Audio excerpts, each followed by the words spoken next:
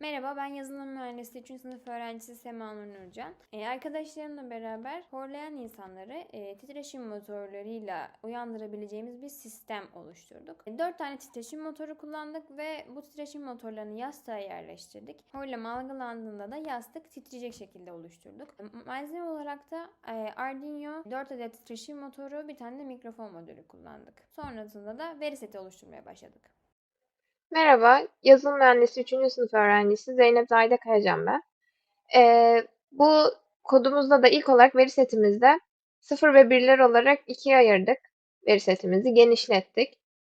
Seslerimiz var. Sıfır normal ortam sesleri, insan sesleri, bebek sesleri olarak. Şöyle dinleteyim.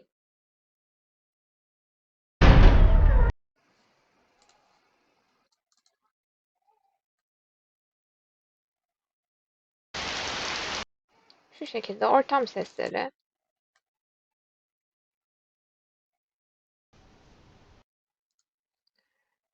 Bir de bir olanlar var.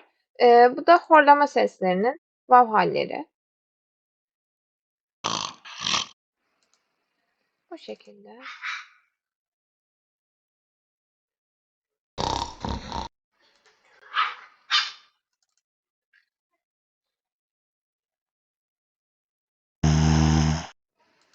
Bu şekilde de datasetimiz bayağı uzun bir set. Veri setimiz. Aynı şekilde normal sesler için de şu şekilde. Hepsi WAV dosyası. Şimdi size eğitim kodunu anlatacağım. Burada Snorpad'de horlama sesini içeren WAV dosyaların klasörü bulunuyor. Non-Snor'da da horlama olmayan seslerin klasörü bulunuyor. Her saniyede 16.000 örnek bulunuyor. Bir saniyelik sese de 16.000 örnek. Burada WAV dosyalarını tek tek okuyor. Bir saniyelik olanlar da alınıyor. Güç değerlerini logaritmik bir ölçekle desibele çeviriyoruz. Her ses örneği etiketiyle birlikte de listeye ekleniyor. Bir horlama, sıfır değil gibi. Burada horlama ve horlama olmayan veriler ayrı ayrı yüklenip birleştiriliyor. Veriler de karşılaştırılıyor. Burada da eğitim ve doğrulama verilerinin bölünmesi için %20'si test, %80'i de eğitim olarak ayırıyoruz. Modelimizde de sıralı modeli kullandık. Sequential. 32 ve 64 bit nöron olarak belirttik. Flatten'la da arayı düzleştirdik ve daha sonra 64 nöronla dense katmanıyla tam bağlantılı katmanda yani 64 nöronda bitirdik. Eğitim algoritmasını kullandık. İkili sistemde yaptık. Başarı oranını accuracy ile başarı oranını aldık. Daha sonra modelimizi 10 kere baştan sona tekrar tekrar eğittik.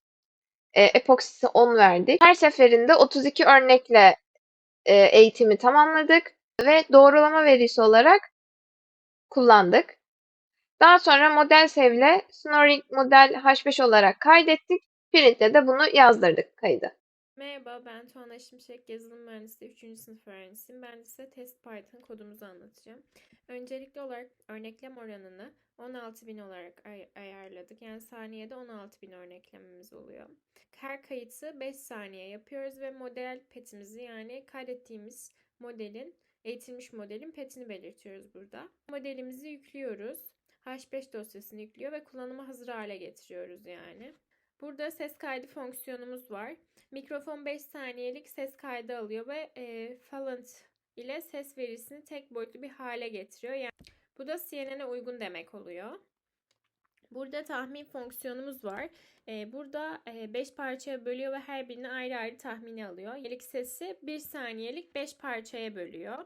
Her parçanın spektrumunu çıkartıp modele veriyor. Hani 5 taneden oranlı bir şekilde horlama mı değil mi şeklinde ekrana çıktı veriyor. Burada mikrofon aktif kısmı var. Kullanıcıya mikrofonun çalıştığı bilgisini veriyoruz. Ve while ile sonsuz bir döngü oluşturuyoruz. Burada her 5 saniyelik kayıtlar yapılıyor. Tahmin yapılıyor. Eğer sıfırdan büyük ve eşitse horlama diyoruz. Sonuç ekrana yazdırılıyor. Güven skoru da gösteriliyor ekranda. Şimdi de test dosyamızı göstereceğim. Öncelikli olarak burada 5 saniyelik seslerimiz kaydediliyor ve ekrana horlama mı horlama değil mi yazılıyor. Şu an ben normal konuşuyorum ve ekranda horlama değil yazıyor. Horlama sesi dinleteceğim ve o şekilde bakalım. Şimdi horlama sesi dinletiyorum.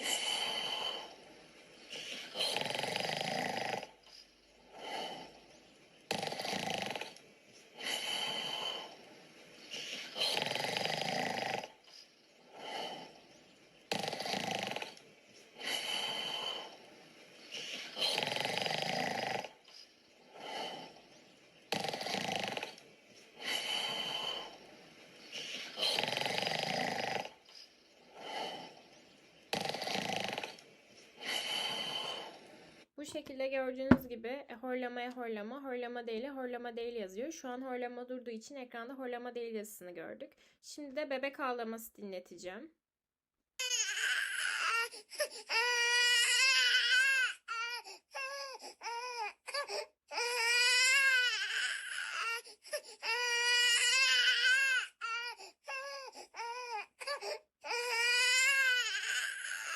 Gördüğünüz gibi ekranda horlama değil yazısını görüyoruz. Bu şekilde doğruluk oranımız oldukça yüksek. Horlama sesini algılıyor ve bunu ekrana yazdırıyor. En sonda donanım kısmını göstermek istedik.